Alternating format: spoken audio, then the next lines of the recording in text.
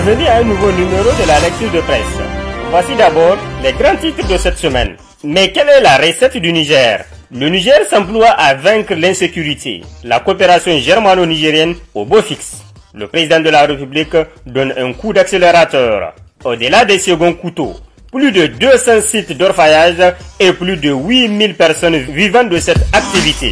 Débutons alors avec l'hebdomadaire Le Hérisson, numéro 314 du 26 mai 2022, page 1, qui se demande « Mais quelle est la recette du Niger ?» C'est interrogé un internaute béninois réagissant à l'annonce de la visite du chancelier allemand à Niamey, nous rapporte Le Hérisson et qui poursuit en écrivant que, au lieu d'être une destination taboue, au regard de la situation sécuritaire, la capitale nigérienne a quelques encablures de la ligne de front, plus proche des gîtes terroristes que Ouagadougou et Bamako, est prisée par les grands de ce monde. Le 2 mai 2022, le patron de l'ONU Antonio Guterres y était pour apporter son soutien aux autorités nigériennes et même qu'il a promis de se faire ambassadeur du Niger pour plaider davantage un soutien conséquent en faveur du pays de Mohamed Bazoum. Moins de mois après, voilà Niamey à nouveau trié par la diplomatie allemande pour la première sortie du chancelier Olaf Scholz en Afrique. Tout comme Antonio Guterres, lui aussi, a pris des engagements pour soutenir le Niger sur la voie de son développement. S'entend par là de la prise en charge de l'opinion dossier sécuritaire très préoccupant. Pour s'attirer tant de sympathie, Niamey n'a pas eu besoin de garantir à ses illustres hôtes une sécurité à coût de milliards.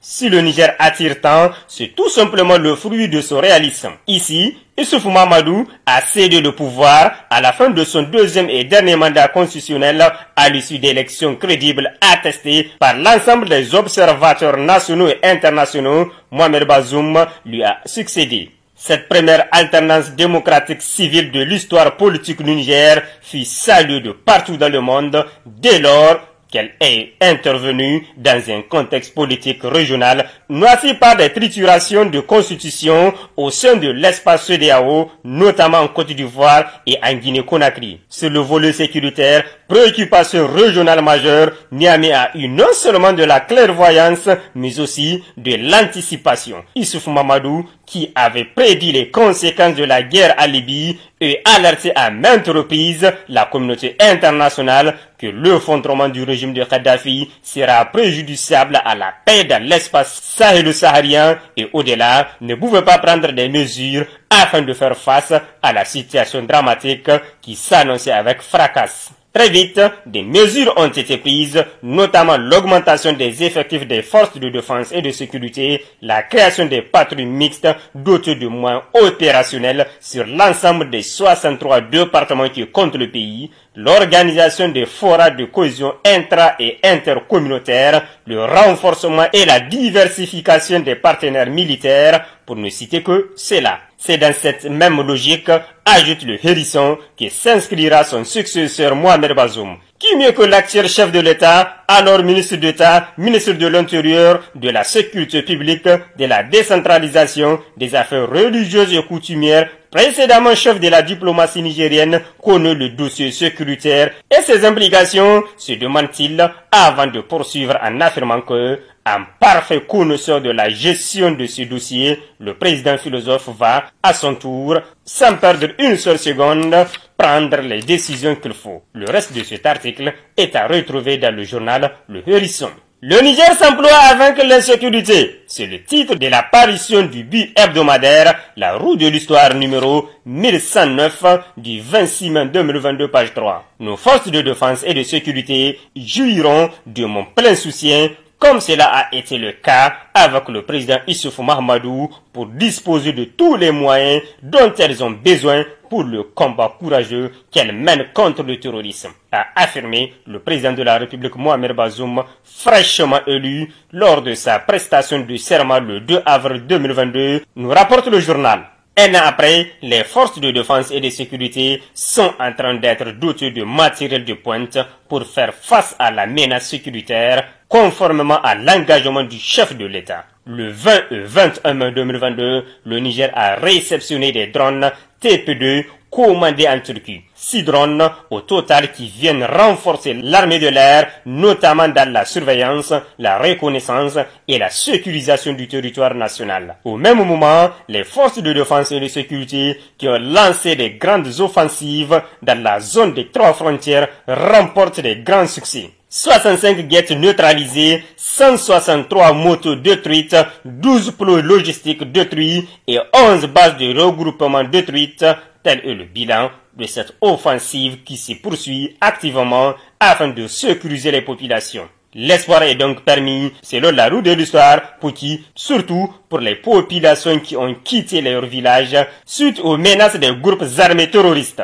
Inscrite en première ligne des priorités du président Mohamed Bazoum, l'insécurité fait l'objet d'une attention particulière du président de la République qui a visité en moins d'un an tous les foyers de tension où les populations sont menacées par les groupes armés non étatiques. Mohamed Bazoum a demandé de la patience et plus de résilience aux populations affectées par les affres de l'insécurité et les a rassurés que l'État jouera sa part et garantira la sécurité des populations. Mieux, pour s'assurer de la qualité de l'armement demandé par les forces de défense et de sécurité, le chef de l'État a effectué un déplacement en Turquie où le Niger a lancé une importante commande d'armes, de munitions et de matériel militaire. Des drones armés de combat TB2, des avions de combat et de formation Hercus, des Turkish Aeropass et des véhicules blindés tactiques du Nurol Makina d'une valeur totale de plus de 200 milliards de francs CFA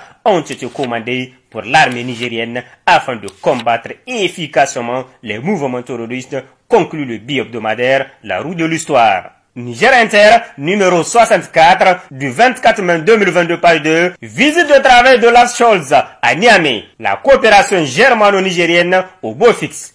Le journal qui nous fait savoir que, à mini-tournée africaine entamée du 22 au 25 mai 2022, le chancelier de la République fédérale d'Allemagne, M. Olaf Scholz, a effectué une visite de travail de 24 heures au Niger du 22 au 23 mai 2022. Au menu de discussion avec les autorités nigériennes, les questions prioritaires de la coopération bilatérale entre le Niger et l'Allemagne. Reçu en audience le lundi 23 mai dans l'après-midi par le président de la République Mohamed Bazoum, les deux dirigeants ont eu un tête-à-tête suivi d'un point de presse au cours duquel des questions relatives à l'éducation et la formation professionnelle, l'agriculture, la sécurité et la bonne gouvernance, entre autres, ont été passées au peigne fin. L'occasion pour le président Mohamed Bazoum de louer l'excellente relation de coopération germano-nigérienne vieille de plus de 60 ans avec à la clé les investissements pertinents réalisés au profit des populations nigériennes. L'Allemagne qui a également comme domaine d'intervention prioritaire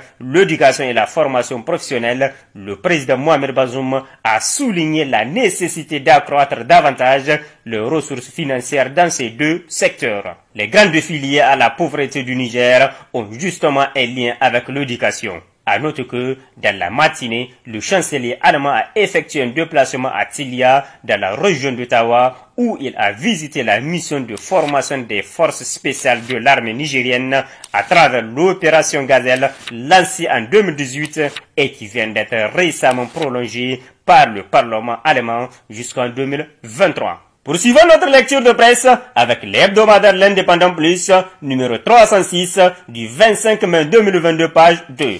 Barrage de Kandaji, le président de la République donne un coup d'accélérateur. Dans le souci de faciliter la mise en œuvre du programme Kandaji, nous apprend le journal, le président de la République Mohamed Bazoum a présidé le mardi 24 mai 2022 une réunion de haut niveau. Cette réunion, qui a regroupé le Premier ministre Oumoudou Mamadou et les ministres concernés par ce programme, vise à accélérer la mise en œuvre de ce gigantesque projet. S'exprimant à cette occasion, le directeur général de l'agence du barrage de Kandaji, ABK, M. Amadou Harouna, a indiqué l'importance qu'accorde le président de la République au programme Kandaji. Dès sa prise de fonction, il a fait venir tous les acteurs pour échanger, donner des instructions, accélérer la mise en œuvre de ce programme, a expliqué M. Amadou Harouna. Pour rappel, le président de la République était vendredi 10 septembre 2021 sur le chantier du barrage de Kandaji en vue de constater l'état d'avancement des travaux. Évoquant l'état d'avancement du programme, le directeur général de l'agence du barrage de Kandaji a tenu à faire le point des travaux de deux grandes composantes de ce programme, à savoir le génie civil et la réinstallation des populations. S'agissant du génie civil, les travaux sont en cours, le central également, l'entreprise a été choisie et a commencé les travaux et la ligne de transport d'énergie, a-t-il précisé. Lutte contre l'impunité, au-delà des seconds couteaux, c'est le titre de la livraison numéro 890 en date du 26 mai 2022, page 4 de l'hebdomadaire Le Canard déchaîné. Selon des informations relayées par les médias ou à travers les réseaux sociaux, plusieurs dossiers de malversation financière connaîtront une issue judiciaire dans les prochains jours, selon le journal.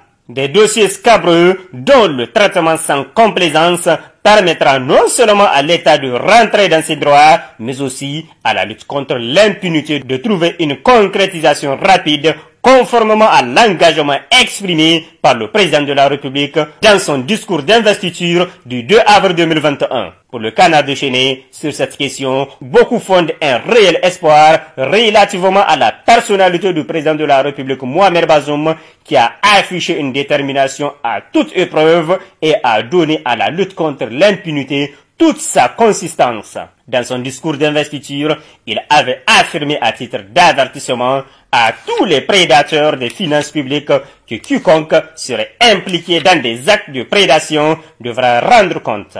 Terminons le présent numéro de la lecture de presse avec l'hebdomadaire Le Potentiel, numéro 43 du 24 mai 2022, page 6. Exploitation artisanale de l'or au Niger. Plus de 2000 sites d'orpaillage et plus de 8000 personnes vivant de cette activité. Le Potentiel nous apprend que la ministre des Mines, Mme Ousseini Adizatou Yakouba, était le samedi 21 mai 2022 à l'hémicycle de l'Assemblée nationale pour répondre aux questions d'actualité posées par 3 députés nationaux sur l'exploitation minière artisanale. En application des dispositions des articles 98 de la Constitution nigérienne et 112, 117 et 118 du règlement intérieur de l'Assemblée nationale, les députés Oumarou Yahya, Bachir Sidi Abdelaziz et Issouf Issaka ont voulu savoir, et au-delà, les représentants du peuple sur l'exploitation artisanale de l'or au Niger. À toutes ces questions, la ministre des Mines a apporté des réponses satisfaisantes afin d'éclairer la lanterne des élus du peuple sur le journal. On retiendra des réponses apportées par la ministre des Mines que le Niger compte plus de 200 sites d'orpaillage et plus de 8000 personnes qui vivent de cette activité à travers le pays dans les régions de Tillabéri, Agadez, Maradi et Zender. Concernant la production aurifère, elle a indiqué que de tous ces sites, c'est uniquement le site de Samira dans le Letako région de Tillabéri qui fait l'objet d'une exploitation industrielle. La question des recettes annuelles de l'État sur l'exploitation de la commercialisation de l'or au Niger résume toute la problématique des impacts socio-économiques du l'orpaillage sur l'économie nationale, regrette la ministre des Mines. Au revoir et à la prochaine, Inch'Allah.